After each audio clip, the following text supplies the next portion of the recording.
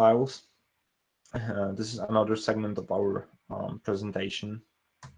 Figma allows you to create styles inside of your document. So let's say you have your project and you want to use blue color all over the project, and you have one shade of this blue color. You can create a style that will be living inside of your Figma design file, and it will be consistent to use it everywhere. And you can set the style on each element, like rectangles, texts, shapes, whatever. It's very comfortable to use styles when working with Figma, and I would say it's one of the most important features you want to look at when you are working with user interfaces and other types of work. Let me drink my coffee and we will continue.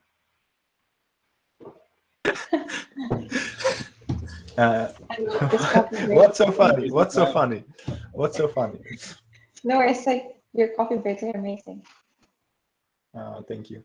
All right, there is very quick tutorial on how to create color style. It's the same method for text styles and other styles that we'll come to in a second. Text styles, this is the same thing now with the text.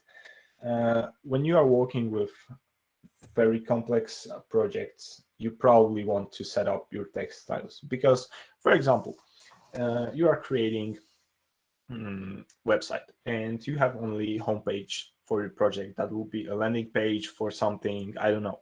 And if you are working with only one page, that's cool. Creating texts all over the website would be enough. You don't have to create text styles at all. But let's imagine that your website has 20 pages and there is a rule that you want to be consistent, as I said it at the beginning. And I'm 100% sure that on the 15th page, you'll forget what kind of text size you used on the first page. And also during web design or user interface design, you don't want to have multiple, like a ton of different font sizes across the website because it would just look bad. You want to keep with a few styles for the text that will be used for paragraphs and for headings, and subheadings maybe, you know, buttons, and that's it. You don't want to have 5 different text size for copy because users will think that they are browsing different websites at the same time. So here the situation is the same. A very quick tutorial on how to create text styles.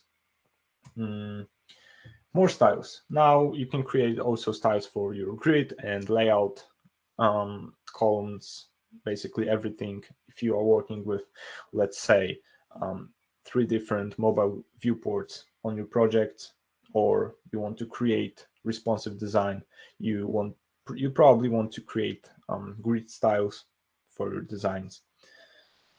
At least this is the way we are working at Outliant. More styles. Wait, what's the difference? Okay, my presentation is broken. No, there we go.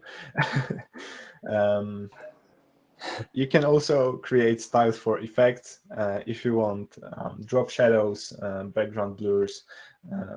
There are a few very cool effects you can use on your Figma designs, and you can save them as well.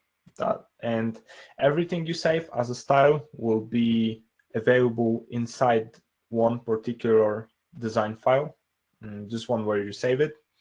If you are working with teams and you actually paid for Figma per user, you can enable shared libraries, and those are accessible for everyone in your team. So, for example, if you work at Spotify, you will have access to Spotify design library on each file you work. So that's a very neat feature. Component.